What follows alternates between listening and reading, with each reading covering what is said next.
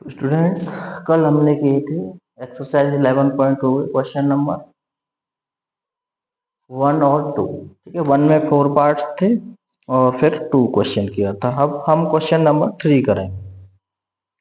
तो exercise 11.2 question number 3, इसमें 3 का फर्स्ट पार्ट कर रहे हैं। इसमें कह रहा है वेरीफाई द फॉलोइंग। 3 वर्टेक्स दे रखे हैं हमें 0,7, -10। दूसरा है -1,6, -6। और तीसरा पॉइंट है जी 4,9, -6। ये कह रहा है कि are the vertices of an isosceles triangle.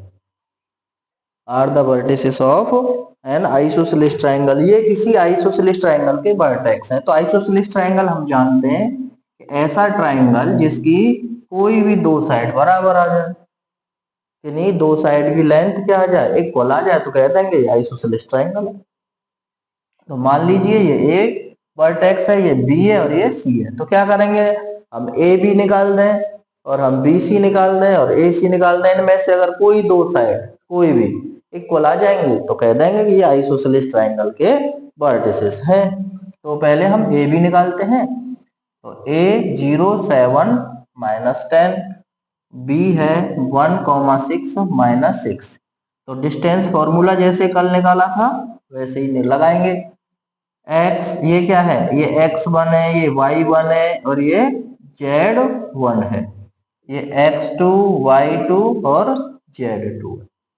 तो x2 - x1 तो 1 - 0 का होल स्क्वायर, फिर 6 - 7 का होल स्क्वायर, फिर -6 और -10, तो यहाँ माइनस पहले से ही तो +10 का होल स्क्वायर। तो ए बी आ गया भाई 1 स्क्वायर, यहाँ -1 स्क्वायर भाई। 6 में से 7 जाएंगे, माइनस के 1 बचेंगे और 10 में से 6 गए तो 4 बचा। तो ये आया ए बी आ गया कितना, 1 + 1 + 16, 17 और कितने हो गए भाई, ये 18 हो गए, 18 हो गए। ठीक है, और अगर इसमें से भी कुछ बाहर निकालना चाहें तो 9√2 हो जाएगा, तो 3√2।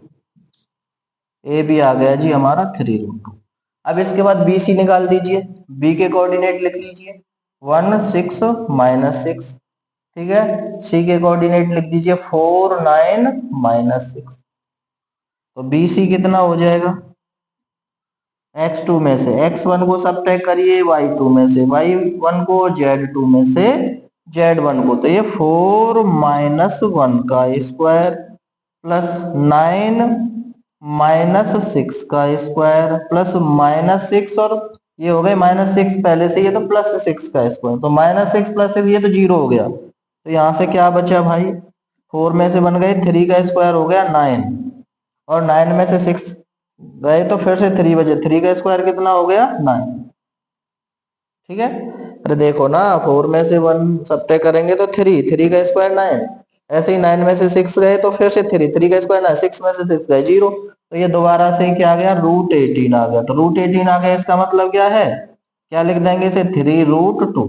तो दोनों साइड बराबर आ गई भाई, यहाँ बी सी बी कितनी आ गई, 3√2।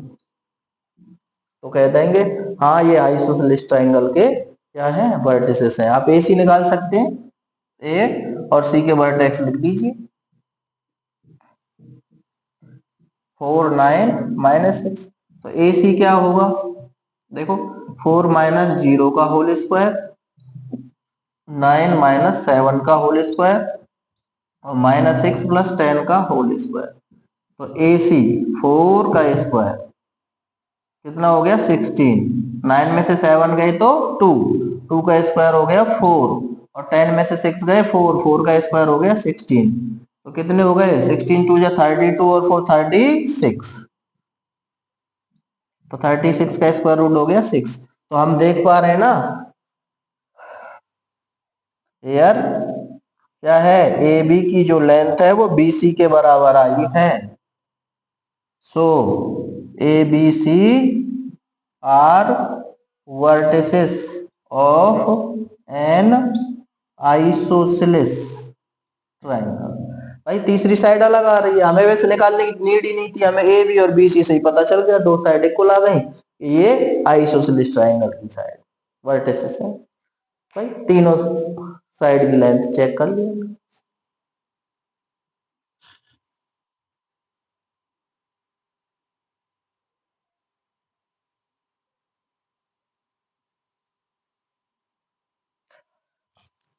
क्वेश्चन नंबर 3 का सेकंड पार्ट है, तीन वर्टेक्स दे रखे हैं और कह रहा है कि इसी राइट एंगल ट्राइंगल के वर्टेक्स हैं, ये शो करिए।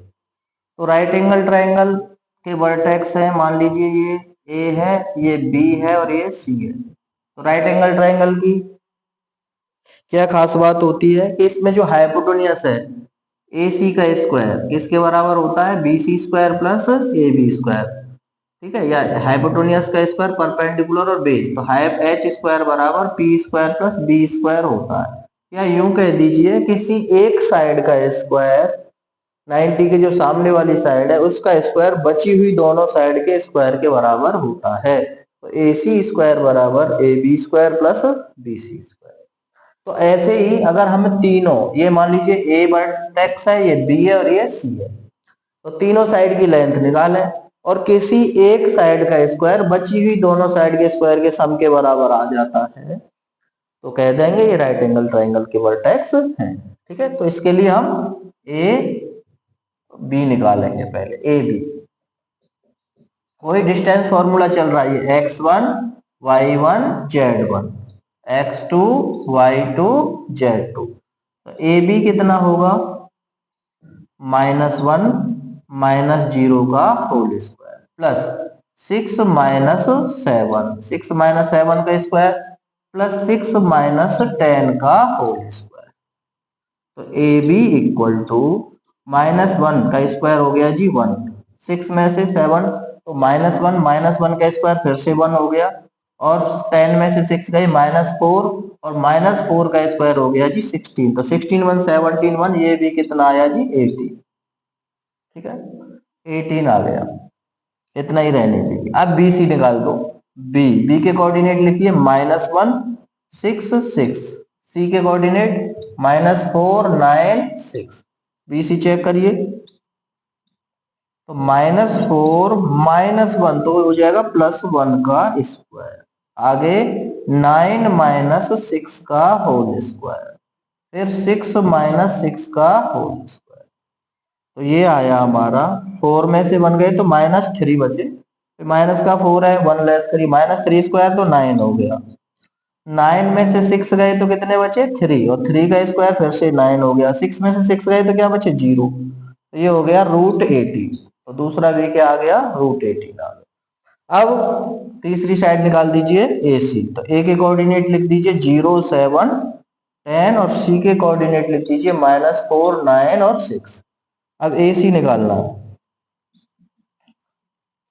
तो ये हो जाएगा -4 -0 का स्क्वायर, 9 -7 का स्क्वायर और 6 -10 का स्क्वायर। भाई यहाँ पे -4 में से 0 सब्ट्रैक्ट किया, 9 में से 7 किया, 6 में से 10 किया, तो इस तरीके से तो ए सी आ गया जी। देखो 4 का स्क्वायर हो गया जी 16, 9 में से 7 गए तो 2 का स्क्वायर हो गया 4 और 6 में से 10 तो -4 का स्क्वायर 16। तो इस तरीके से ये आ गया कितना, √36। ठीक है, तो ए सी आ गया 6। ठीक है, ए सी आ गया 6। अब देखिए यहाँ पे, अब A B square plus B C square check करिए, now A B square plus B C square, तो ए बी कितना है जी, ए बी आया था हमारा √18, तो √18 का स्क्वायर करिए, प्लस ए सी कितना आया है, ए सी आया सॉरी बी सी कितना आया है, फिर से √18 आया था, √18 का स्क्वायर फिर से करिए, तो स्क्वायर 8 रूट 18 का स्क्वायर, रूट कैंसिल हो गया तो 18 हुआ, 18 रूट 18 का स्क्वायर फिर से 18, तो ये आ गया 36। तो दो साइड का स्क्वायर ए बी का स्क्वायर और बीसी, ए बी और बीसी का स्क्वायर आया है 36। अब हमारा बचा है ए सी, तो ए सी का स्क्वायर भी तो चेक कर लो भाई, तो ए सी कितना है 6 स्क्वायर, 6 स्क्वायर कितना आया 36। इसका मतलब ये हो गया कि ए सी का स्क्वायर बराबर है A B square plus B C square. भाई अकेली साइड उठाई हमने, ए सी का स्क्वायर आ रहा 36 और इन दोनों का स्क्वायर का सम भी 36, तो ए सी स्क्वायर बराबर A B square plus B C square. तो लिख दीजिए hence A B C are vertices of a right angle triangle. हाँ ये राइट एंगल ट्राइंगल के वर्टेक्स है, ठीक है। केवल डिस्टेंस फॉर्मूला लगाना है और कुछ भी नहीं है।